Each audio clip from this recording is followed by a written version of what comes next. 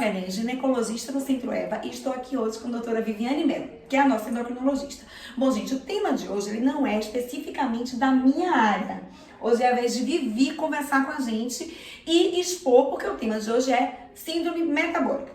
Qual a importância do gineco saber? Porque as mulheres procuram a gente primeiro. Então, a gente pedir alguns exames, ver como é que tá essa relação com o peso, com a alimentação, com a atividade física, para aí acender uma luzinha e a gente direcionar para Vivi acompanhar. Exatamente. A importância de a gente estar falando desse tema é que a síndrome metabólica indica que o paciente tem um risco aumentado de doenças cardiovasculares.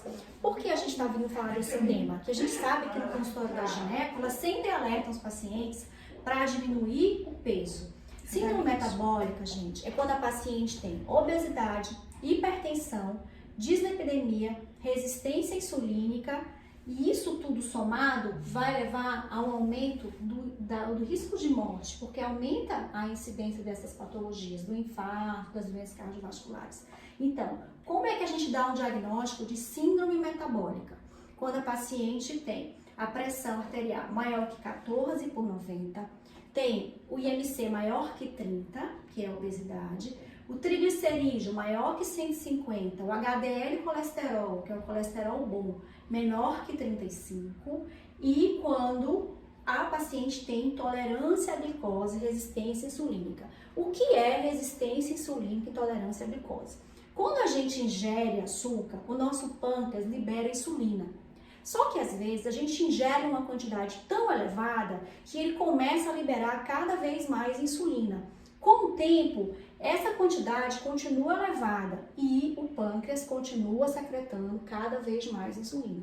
Ele cansa de fazer isso e isso pode levar ao diabetes. É por isso a importância da gente estar falando disso, da síndrome metabólica, que também está presente nas pacientes com ovário policístico, que apresentam aquele fenótipo em que há anovulação, alterações ultrassonográficas, e a síndrome metabólica vai estar presente nessas pacientes. Ô Vi, esclarece um pouquinho pra gente quando você fala de IMC. IMC é o peso dividido pela altura ao quadrado. Como é que você que está assistindo aí a gente pode fazer isso? Você vai pegar o seu peso em quilos e dividir pela sua altura em 1,5, por exemplo, se você tem 1,5 m. E divide de novo por 1,5, por exemplo, se você tem 1,50 m. Então, o que você vai encontrar? Se o IMC é maior que 30, significa que você tem obesidade. Se está entre 25 e 30, é sobrepeso. Mas não é só o índice de massa corpórea que importa. A circunferência abdominal também é extremamente importante. Gente, sabe aquela gordurinha aqui? Que a gente evita, aquela pochetezinha que a gente fica no abdominal, na musculação, no aeróbico, a importância de você queimar exatamente essa parte localizada, né? Isso, Vi? Exatamente, só que a gordura visceral que a gente fala é aquela que realmente está em contato com as vísceras intraabdominal. A importância de você diminuir essa gordura é porque ela envolve realmente as vísceras. Então tem que aumentar a atividade física para que diminua realmente essa circunferência abdominal. Quando é que ela está alterada? Nos homens maior que 102 e nas mulheres maior que 88 centímetros. Então, quando a relação maior que 0,9, cintura quadril maior que 0,9 no homem e relação cintura quadril maior que 0,8 nas mulheres. Na verdade, é assim que a gente caracteriza a circunferência abdominal elevada, que é o reflexo da inflamação que acontece na obesidade. Aqueles adipócitos, que são as células da gordura, que ficam ali entre os outros, sem conseguir respirar, entram em apoptose. Então, o que acontece?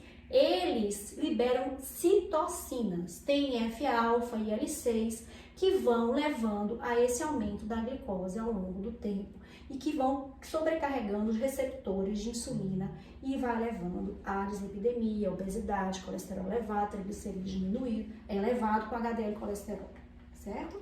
Então, o que a gente tem que fazer para reverter essa síndrome metabólica? Não existe segredo. A atividade física e a alimentação são a base do tratamento. Não tem pra onde fugir, né? Exatamente. É muito importante. Você aumentar a massa muscular faz com que haja mais receptores, haja mais mitocôndrias e diminua a resistência insulínica. O que você faz na alimentação?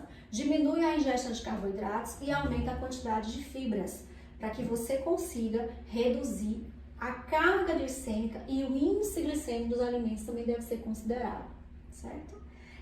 A atividade física, gente, no mínimo 150 minutos por semana, o que dá o equivalente de 30 minutos por dia durante 5 dias. E qual a atividade física? Aeróbico, musculação, mesclando das A duas? musculação é mais importante porque você consegue criar músculo e o músculo consegue absorver mais a insulina. Trabalha até com você em repouso, né? Exatamente. Então, musculação As é duas vida, são né? importantes, mas a musculação é realmente a atividade mais interessante nessa síndrome.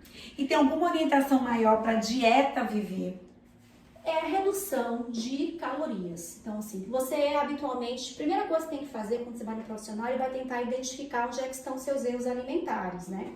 Se você é compulsivo, se você tá com um beliscador, se você realmente está comendo demais na hora da refeição. Cada um desses perfis, existem tratamentos farmacológicos diferentes. Porque o tratamento farmacológico vai estar indicado quando o índice de massa corpórea é maior que 30, ou maior que 25 com alguma comorbidade, no caso diabetes, ou as próprias dislipidemias, né, que é aumento do colesterol, aumento do triglicerídeo, ou quando você tem uma falência no tratamento clínico, já faz mais de 6 meses que você está tentando e não muda, então realmente você Tem a opção precisa do medicamento. usar, ou tem indicação de usar algum medicamento. Lembrar que medicamento não é uma pílula mágica, né? Exatamente. A dieta tem que existir, a dieta adequada, uma dieta de menor quantidade, com mais qualidade.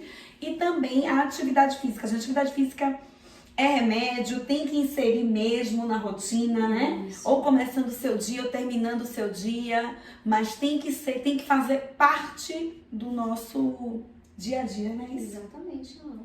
Então tá bom. Adorei conversar com você. Também. Ela tem esse jeitinho, gente, ela fala pra gente emagrecer sorrindo. Mas é porque é muito bom emagrecer, né? Ótimo. Um beijo.